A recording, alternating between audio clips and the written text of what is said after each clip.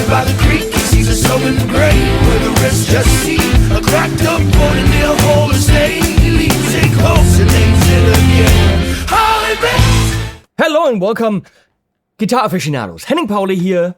HP42 is the channel. I keep saying that now because I never did. Some of you don't know my name. Now you do. Obviously, Harley Benton's been with me since the inception. Inception? Is that the word? Since when the channel is also, it came from nowhere. It was incepted. From the beginning. And even way before that, the guitars were shit. When I started working with them, they're pretty good. And damn, have they made a journey. The reason, and I'm going to say this, even though probably Thomas isn't happy about that, the reason why Fender has their panties all up in a bunch, or however you say that, is because they can't compete with this. It's impossible for Fender to do this. They can't. You know, AG stuff, look at this. Fender has the Mexico-produced Road Worn series, which is now over $1,000, and can't compete with this. Not as well aged, not as well playing. It's over $1,000. What we're looking at here is the Harley Benton aged series.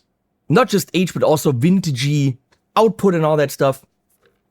This puppy in the most amazing blue, what's the blue called? I don't know. I'll look it up. €249. Landon Bailey ordered one, and in Canada it came up with customs to 500 and something Canadian dollars. I don't know what that is. Weird money. Now, you know I'm a fan of Henrys, and I'm going to say this. Henrys make amazing guitars. $699, $799. They're great. And they went with like the aging. But the aging is similar to this kind of, you can see that it's simple aging. No checking, no dings and whatever. But then it's painted over to kind of preserve the look. This feels different. At $249. This is, the bare wood is here. And then, not bare like, rawr, you know.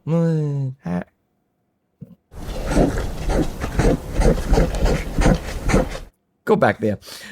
Thank you, Leslie. Was that funny, Leslie? Nope. Nope. Okay. It's dirty because it would be dirty, you know. Where was I? The aging.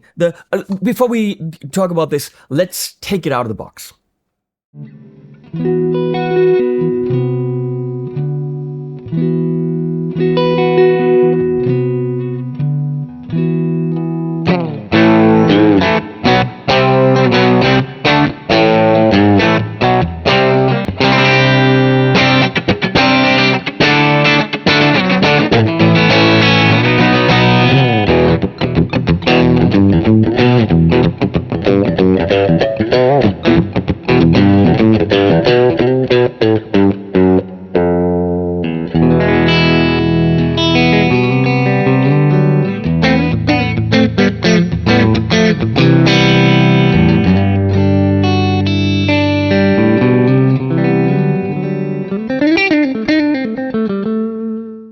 So before we talk about specs, we talk about the aging, and then you can actually pay attention to that in the product shots.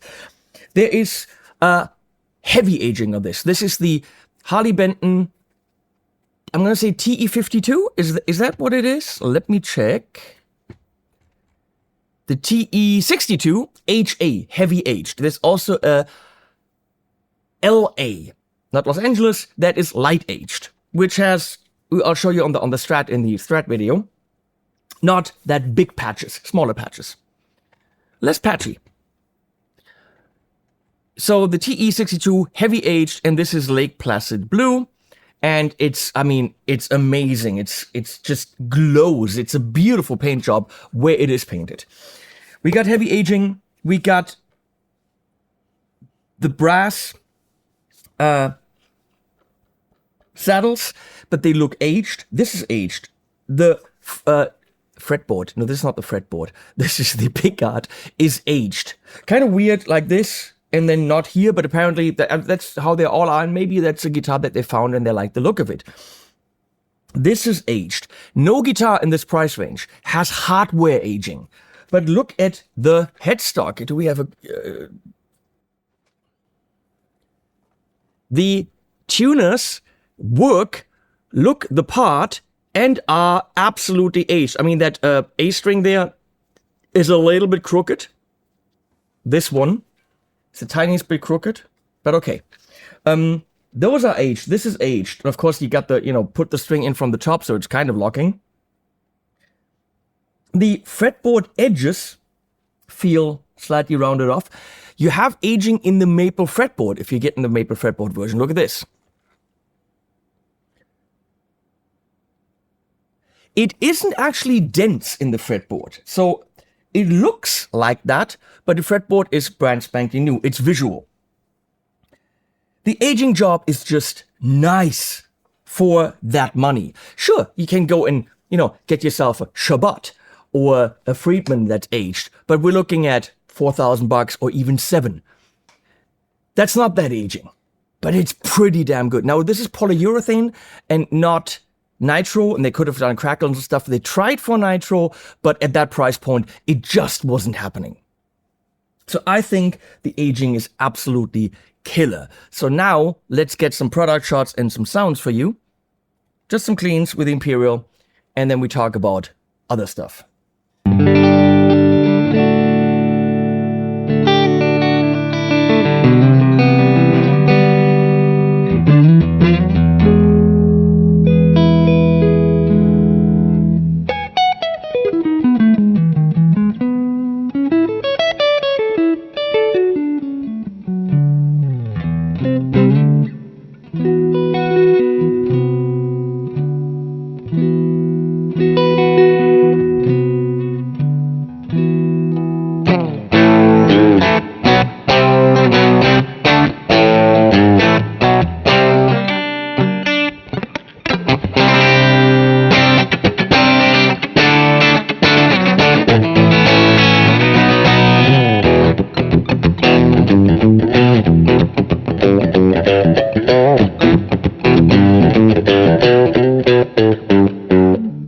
That should be enough.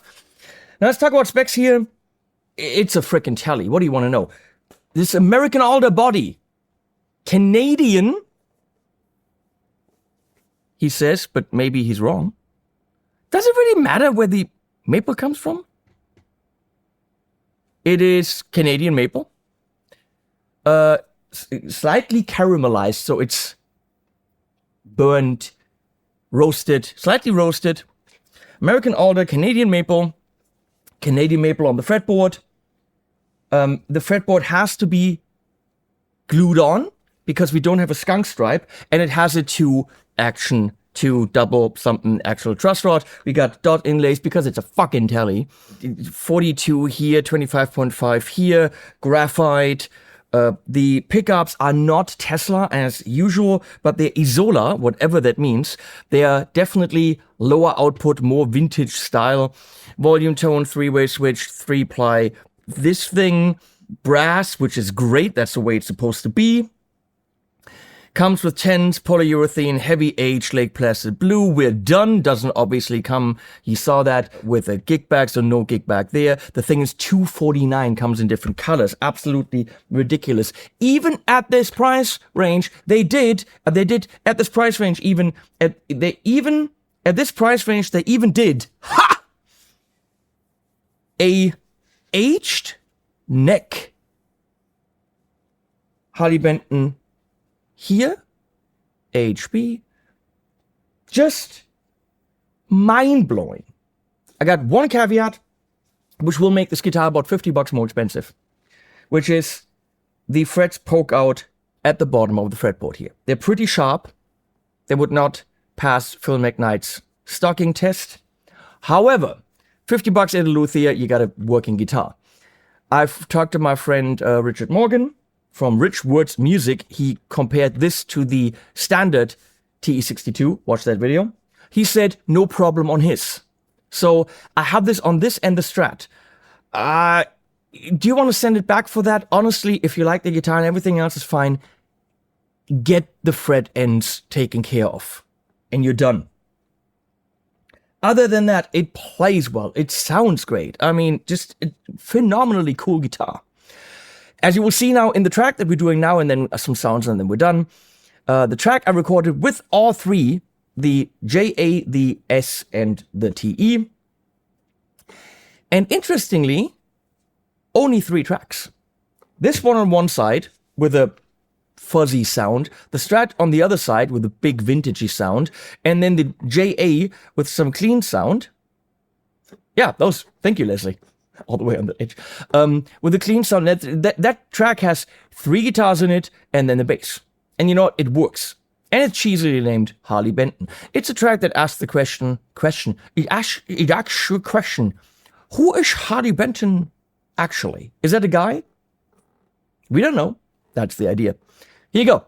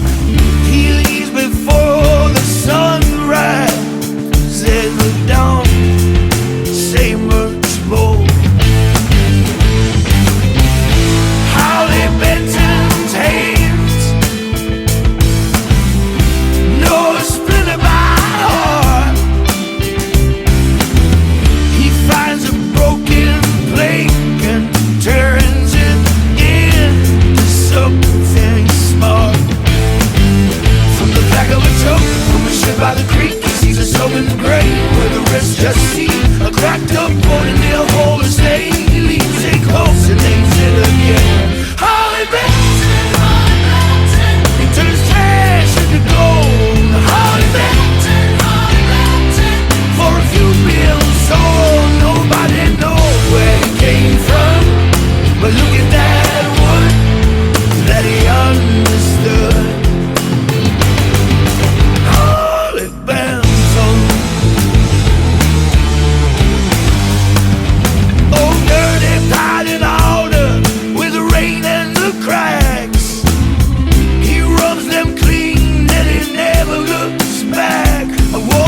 Tabletop, a scarred up frame in his rough brown hands. They all leave the same.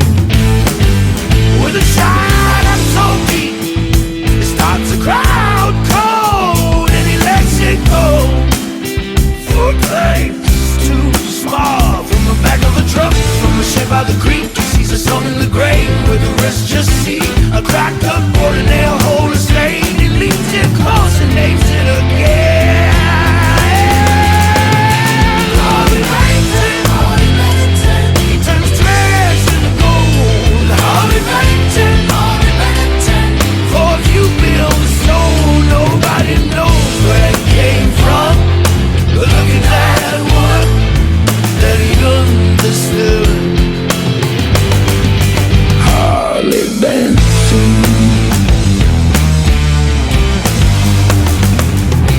Some say he came from nowhere, some say he'll never stay. A ghost in a work shirt, gone with the day. But every old scrap that nobody wants gets a second alive when Harley comes. Harley Benton, Harley Benton. He turns trash into gold. Harley Benton, Harley Benton. For a few bills sold, nobody knows where he came from.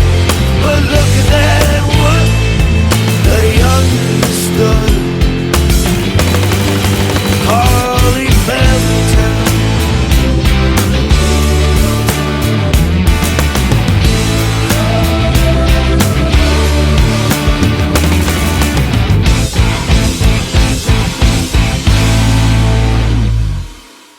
And off we go with some sounds. Big ass G on the neck pickup. On, of course, the Imperial. The photo of cream back loaded cab with a 57 and a 121.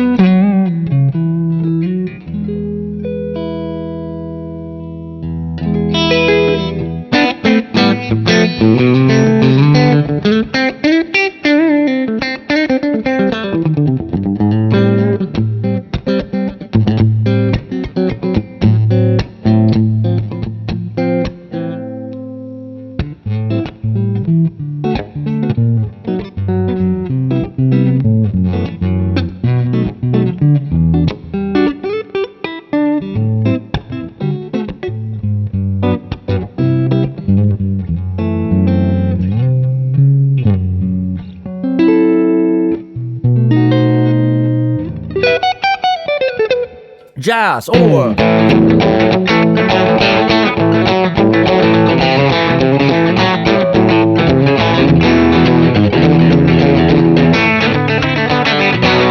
I don't know, like that band that all play tellies.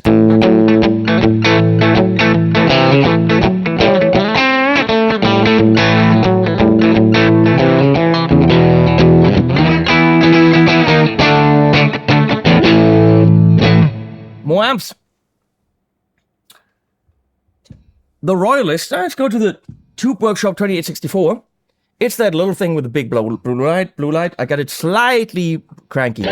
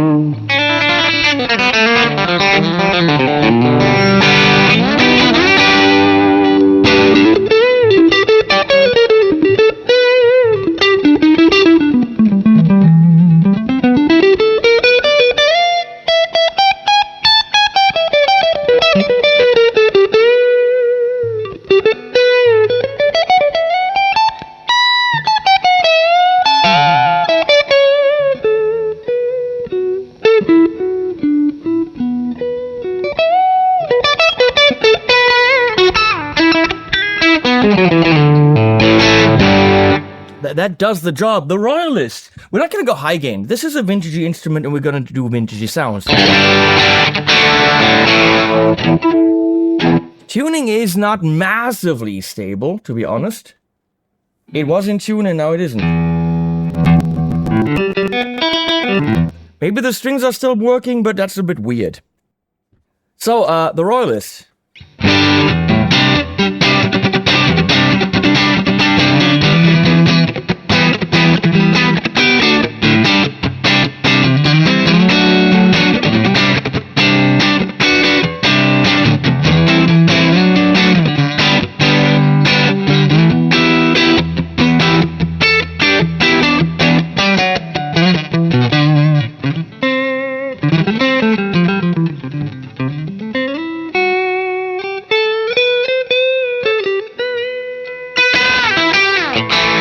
It gets really mean back here, but that's the idea. That's a tally. Let's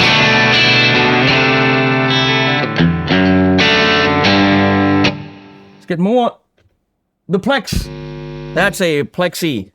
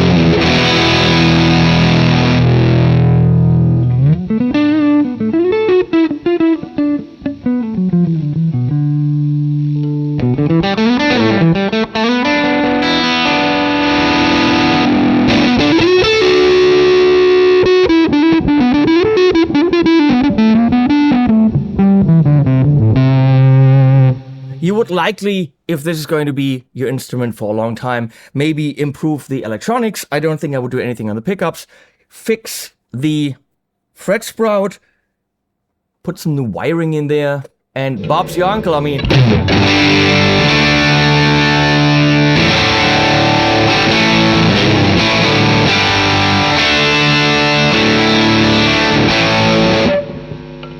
And the great thing about a guitar like this is this.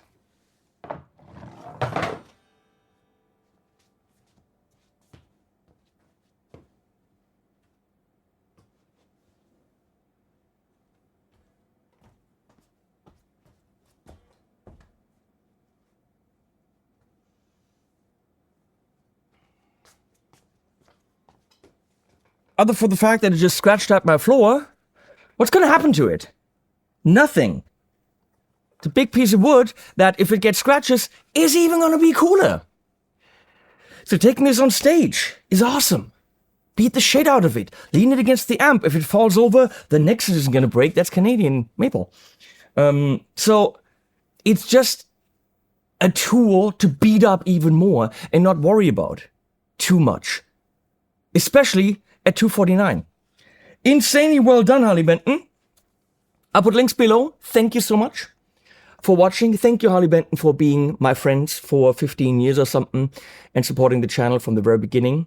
Thank you, Mayon, you started this. Thank you, Bene, for being around and continuing the legacy and the friendship.